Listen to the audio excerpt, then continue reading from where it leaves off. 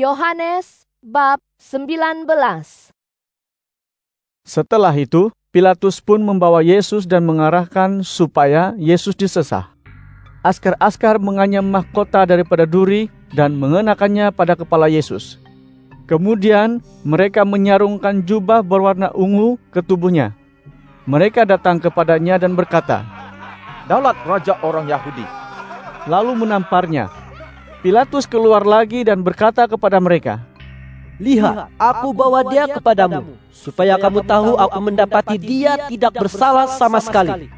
Yesus pun keluar dengan memakai mahkota duri dan jubah ungu itu. Pilatus berkata kepada mereka, "Lihatlah orang ini." Apabila ketua-ketua imam dan pegawai-pegawai melihatnya, mereka berteriak, "Salibkan dia! Salibkan dia!" Pilatus berkata kepada mereka, "Kamu ambil dan salibkan dia, karena aku mendapatinya tidak bersalah sama sekali." Orang Yahudi itu menjawab, "Kami ada hukum, dan menurut hukum itu, dia patut dihukum mati, karena dia mengaku dirinya anak Allah." Apabila mendengar kata-kata itu, Pilatus semakin takut. Dia masuk semula ke istana dan bertanya kepada Yesus, "Dari manakah kamu ini?" Tetapi Yesus tidak menjawab. Kemudian Pilatus berkata kepadanya, "Kamu tidak menjawab soalanku? Tidakkah kamu tahu aku berkuasa untuk menyalibmu atau membebaskanmu?" Yesus menjawab, "Kamu tidak mungkin mempunyai kuasa langsung ke atasku, kecuali diberikan kepadamu dari atas. Maka yang menyerahkanku kepadamu itu lebih besar dosanya." Selepas itu, Pilatus coba membebaskannya, tetapi orang Yahudi berseru, "Jika kamu membebaskan orang ini, kamu bukanlah sahabat Kaisar. Karena sesiapa yang mengaku dirinya raja, bercakap menentang Kaisar." Ketika Pilatus mendengar kata-kata demikian, dia pun membawa Yesus, lalu duduk di kerusi pengadilan di tempat yang disebut Laman Batu, dalam bahasa Ibrani, Gabata. Pada waktu itu, persediaan sedang dibuat untuk perayaan Paskah, kira-kira jam ke-6. Pilatus berkata kepada orang Yahudi, "Lihatlah raja kamu!" Tetapi mereka berseru, "Bawa dia pergi! Bawa dia pergi! Salibkan dia!" Pilatus berkata kepada mereka, "Adakah kamu mahu aku salib rajamu?" Ketua-ketua imam menjawab, "Kami tidak ada raja selain Kaisar." Oleh itu, Pilatus pun menyerahkan Yesus kepada mereka untuk disalib. Lalu mereka mengambilnya dan membawanya pergi. Yesus pun mengangkat salibnya dan pergi ke suatu tempat yang dipanggil tempat tengkorak, yang dalam bahasa Ibrani disebut Golgota. Di situ mereka menyalib Yesus bersama-sama dua orang lain di kiri dan kanannya, dan Yesus di tengah. Pilatus memerintahkan supaya satu catatan ditulis dan diletakkannya di atas salib itu.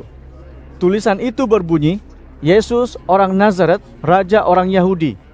Ramai orang Yahudi membaca tulisan itu, karena tempat Yesus disalib itu dekat dengan kota, dan tulisan itu dalam bahasa Ibrani, Yunani, dan Latin. Ketua-ketua imam Yahudi pula berkata kepada Pilatus, "Janganlah tulis, Raja orang Yahudi. Tetapi tulislah, dia berkata dia Raja orang Yahudi." Pilatus menjawab, "Apa yang sudah kutulis itu, sudah kutulis." Setelah menyalib Yesus, askar-askar mengambil pakaiannya, dibahagi 4, sebahagian untuk setiap askar. Mereka mengambil jubahnya juga. Jubah itu tidak berkelim, seluruhnya dianyam dari atas. Oleh itu, mereka berkata-kata sesama sendiri, "Janganlah kita koyakkan. Kita buang undi untuk menentukan siapa yang dapat." Dengan demikian, terlaksanalah apa yang tersurat dalam kitab suci. Mereka membagikan pakaianku antara mereka, dan untuk mendapat jubahku, mereka membuang undi. Begitulah yang dilakukan oleh askar-askar itu. Di tepi salib Yesus berdiri ibunya dan saudara perempuan ibunya, Maria istri Klopas dan Maria Magdalena. Apabila Yesus melihat ibunya dan muridnya yang dikasihi berdiri di situ, dia pun berkata kepada ibunya, "Lihat, itulah anakmu." Kepada muridnya dia berkata, "Lihatlah ibumu." Sejak itu, murid tersebut mengambil ibu Yesus sebagai ibunya dan membawanya tinggal di rumahnya. Selepas itu, Yesus mengetahui bahwa segala-galanya telah berlaku sebagaimana tersurat dalam kitab suci, lalu berkata, Aku dahaga. Di situ ada sebuah bekas berisi air anggur masam. Lalu mereka memenuhkan sebuah span dengan air anggur masam itu, meletakkannya di atas batang hisop, dan mencecahkannya ke mulut Yesus. Setelah Yesus menerima air anggur masam itu, dia berkata, Sudah selesai. Dia menundukkan kepala, lalu menyerahkan rohnya. Oleh sebab hari itu hari persediaan, dan mayat-mayat itu tidak sewajarnya masih ada di atas salib pada hari Sabat. Karena hari Sabat itu hari mulia, orang Yahudi meminta kepada Pilatus agar mayat-mayat itu dipatahkan kakinya dan dibawa pergi. Askar-askar pun datang mematahkan kaki orang yang disalib bersama Yesus itu, seorang demi seorang. Tetapi apabila mereka sampai kepada Yesus dan melihat dia sudah tidak bernyawa lagi, mereka pun tidak mematahkan kakinya. Tetapi seorang askar itu menikam rusuknya dengan lembing, lalu keluarlah darah dan air. Maka dia yang melihatnya merakamkan sebagai kesaksian, dan rakamannya itu benar. Dia tahu bahwa dia bercakap benar, supaya kamu percaya. Semua ini dilakukan supaya terlaksanalah yang tersurat dalam kitab suci. Tidak ada satupun tulangnya akan dipatahkan. Juga tersurat dalam kitab suci, Mereka akan memandang dia yang telah ditikam oleh mereka. Selepas itu, Yusuf yang berasal dari Arimatea meminta izin daripada Pilatus untuk mengambil jenazah Yesus. Yusuf ialah seorang murid Yesus secara diam-diam karena takut akan ketua orang Yahudi. Dengan izin Pilatus, maka dia datang dan mengambil jenazah Yesus. Nikodemus yang pernah mendapatkan Yesus pada suatu malam dahulu, pergi bersama Yusuf membawa ramuan mir dan gaharu sebanyak kira-kira 75 paun. Mereka mengambil jenazah Yesus, lalu mengafankannya dengan kain linen dan ramuan rempah mengikut adat pengebumian orang Yahudi. Di sebuah taman di tempat Yesus disalib, terdapat sebuah makam yang belum pernah digunakan. Oleh sebab makam itu dekat dan hari itu hari persediaan orang Yahudi, mereka pun memasukkan jenazah Yesus ke dalamnya. Yohanes bab 20. Pada awal pagi hari pertama minggu itu, ketika masih gelap lagi, Maria Magdalena pergi ke makam itu. Dia mendapati batu penutup telah digulingkan dari lubang makam itu. Dia pun berlari mencari Simon Petrus dan murid lain yang dikasihi oleh Yesus, lalu berkata, Jenazah Tuhan telah diambil dari makam, entah kemana dialihkan. Petrus dan murid lain itu pun pergi ke makam. Kedua-duanya berlari, tetapi murid lain itu berlari mendahului Petrus dan tiba di makam itu lebih dahulu. Dia menjenguk ke dalam dan melihat kain linen di situ, tetapi tidak masuk ke makam itu. Apabila Simon Petrus yang menyusul murid lain itu tiba, dia terus masuk ke dalam makam itu dan nampak kain linen terletak di situ. Dia juga melihat kain kafan linen yang diikatkan pada kepala Yesus terlipat berasingan. Kemudian murid lain yang sampai dahulu di kubur itu pun masuk. Dia melihat segala-galanya lalu percaya. Setakat itu mereka belum memahami apa yang tersurat dalam kitab suci, yaitu dia harus bangkit daripada kematian. Selepas itu, murid-murid Yesus itu pun pulang ke rumah mereka. Tetapi Maria berdiri di hadapan makam itu sambil menangis. Kemudian, sambil menangis dia menjenguk ke dalam. Dia melihat dua malaikat berpakaian putih duduk di tempat jenazah Yesus dibaringkan dahulu, satu malaikat di sebelah kepala dan satu di sebelah kaki. Malaikat-malaikat itu bertanya kepada Maria, Puan, mengapa menangis? Maria menyahut, Jenazah Tuhanku telah diambil, entah kemana dialihkan. Kemudian Maria menoleh lalu melihat Yesus berdiri di situ, tetapi Maria tidak mengenalnya. Yesus berkata kepada Maria, Puan, mengapa menangis? Siapakah yang kamu cari? Pada sangkaan Maria, dia tukang kebun di taman itu. Dengan demikian Maria berkata, Tuan, jika kamu telah mengalihkan jenazah Yesus, beritahulah aku di mana kamu letakkannya, supaya dapat kuambil jenazahnya. Yesus berkata kepadanya, Maria. Maria berpaling kepada Yesus lalu berseru dalam bahasa Ibrani. Raboni. Artinya, guru. Yesus berkata kepadanya, Jangan berpaut padaku, karena aku belum lagi kembali kepada Bapa. Pergilah kepada murid-muridku, katakan kepada mereka, bahwa sekarang aku akan kembali kepada Bapakku dan Bapamu, Allahku dan Allahmu. Maria Magdalena pun pergi mendapatkan para murid Yesus lalu memberitahu. Aku telah melihat Tuhan. Dan dia telah menuturkan kata-kata itu kepadanya. Pada hari Minggu itu, setelah petang, para murid Yesus berhimpun di sebuah rumah dengan pintu terkunci karena takut akan orang Yahudi. Yesus berdiri di tengah-tengah mereka lalu berkata, Damai sejahtera kepada kamu. Selepas itu, dia menunjukkan tangan dan rusuknya kepada mereka. Maka murid-murid itu pun bersukacita melihat Tuhan. Yesus berkata lagi kepada mereka, Damai sejahtera kepada kamu. Sebagaimana Bapa mengutusku, begitulah aku mengutusmu. Kemudian dia menghembuskan nafasnya ke atas mereka, lalu berkata, Terimalah Roh Kudus. Sesiapa yang kamu ampunkan dosanya, dosanya diampunkan. Sesiapa yang tidak kamu ampunkan dosanya, dosanya tidak akan diampunkan. Thomas yang digelar Didimus, seorang daripada murid Yesus yang 12 itu, tidak ada bersama mereka apabila Yesus datang. Oleh itu, murid-murid lain memberitahu Thomas, Kami telah melihat Tuhan. Tetapi Thomas berkata, Selagi aku tidak melihat sendiri bekas paku di tangannya, dan memasukkan jariku ke dalam bekas luka itu, juga memasukkan tanganku ke dalam rusuknya, aku tidak mahu percaya. Seminggu selepas itu, para murid Yesus termasuk Thomas berhimpun lagi di situ. Sungguh pun pintu terkunci seperti dahulu. Yesus muncul dalam kalangan mereka lalu berkata, Damai sejahtera kepada kamu.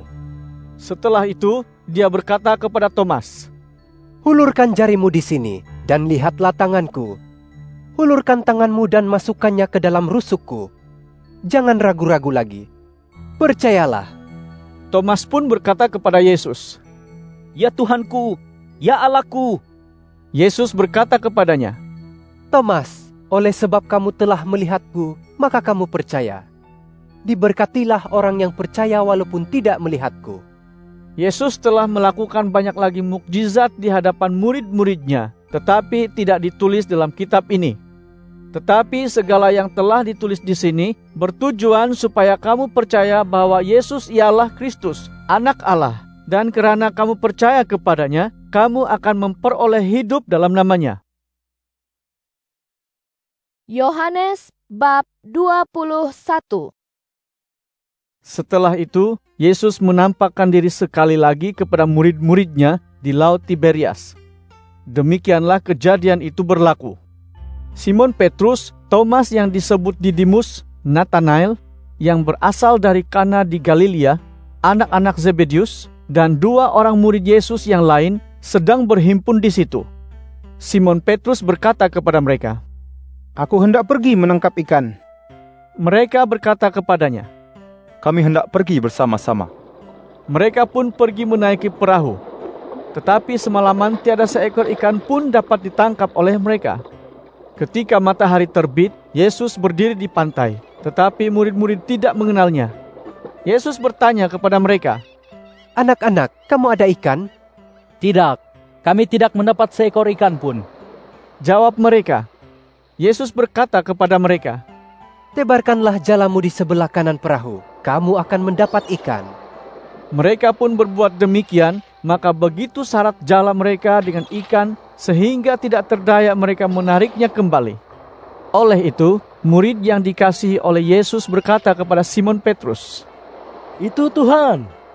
Setelah mendengar bahwa Tuhan yang berdiri di situ, Petrus terus memakai baju luarnya, yang telah ditanggalkannya tadi untuk bekerja. Lalu dia terjun ke dalam air. Para murid lain menuju ke pantai dengan perahu sambil menarik jala yang syarat dengan ikan. Mereka tidak berapa jauh dari darat, hanya kira-kira 200 hasta. Setelah sampai di pantai, mereka melihat ikan dibakar di atas bara api dan roti pun ada. Yesus berkata kepada mereka, Bawalah sedikit ikan yang baru kamu tangkap itu. Simon Petrus pergi ke perahu lalu menyeret jala ke darat. Walaupun syarat dengan ikan yang besar-besar, 153 ekor semuanya, namun jala itu tidak koyak. Yesus berkata kepada mereka, Marilah bersarapan. Tiada seorang murid pun yang berani bertanya, Siapakah engkau? Karena mereka tahu bahwa Dia ialah Tuhan. Yesus pun merapati mereka, mengambil roti lalu memberikannya kepada mereka. Begitu juga dilakukannya dengan ikan. Itulah kali ketiga Yesus menampakkan diri kepada murid-muridnya setelah Dia dibangkitkan daripada kematian. Selepas sarapan bersama-sama, Yesus bertanya kepada Simon Petrus, Simon anak Yohanes, adakah kamu benar-benar mengasihiku lebih daripada mereka ini? Petrus menjawab, Ya Tuhan, Engkau tahu bahwa aku mengasihimu. Yesus berkata kepadanya, Berilah anak-anak dombaku makan. Bagi kali kedua Yesus bertanya, Simon anak Yohanes, adakah kamu benar-benar mengasihiku? Petrus menjawab, Ya Tuhan, Engkau tahu bahwa aku mengasihimu. Yesus berkata kepadanya, Peliharalah domba-dombaku. Bagi kali ketiga Yesus bertanya kepadanya, Simon anak Yohanes, adakah kamu mengasihiku? Petrus sedih karena Yesus bertanya kepadanya bagi kali ketiga, Adakah kamu mengasihiku? Lalu dia menjawab, Tuhan, Engkau mengetahui segala-galanya. Engkau tahu bahwa aku mengasihimu. Yesus berkata kepadanya, Berilah domba-dombaku makan. Sesungguhnya aku berkata kepadamu, sewaktu muda kamu mengikat tali pinggangmu, lalu pergi kemana-mana yang kamu mahu. Tetapi semasa tua nanti, kamu akan menghulurkan tangan dan orang akan mengikat kamu, lalu membawamu ke tempat yang kamu tidak mahu pergi. Kata-kata Yesus ini membayangkan bagaimana Petrus akan mati untuk memuliakan Allah. Yesus pun berkata kepada Petrus, Ikutlah aku. Petrus menoleh lalu melihat murid yang dikasihi oleh Yesus sedang mengikut mereka. Murid itulah yang duduk bertelekan di sisinya ketika makan malam dahulu dan bertanya kepadanya, Tuhan, siapakah yang akan mengkhianatimu? Ketika melihatnya, Petrus bertanya kepada Yesus, Tuhan, bagaimana dengan orang ini? Yesus menjawab, Sekiranya aku mahu dia tetap ada hingga aku datang kembali, apa kena mengenanya denganmu? Kamu, ikutlah aku. Oleh itu, tersebarlah dalam kalangan murid Yesus bahwa murid tersebut tidak akan mati. Tetapi Yesus tidak berkata bahwa murid itu tidak akan mati. Yesus berkata, Sekiranya aku mahu dia tetap ada hingga aku datang kembali, apa kena mengenanya denganmu? Murid itulah yang memberikan kesaksian tentang hal-hal ini. Dialah yang menulis semua ini dan kita tahu kesaksiannya itu benar. Ada banyak lagi perkara lain yang dilakukan oleh Yesus. Andainya dituliskan segala-galanya, aku rasa seluruh dunia ini pun tidak cukup untuk memuatkan semua kitab itu.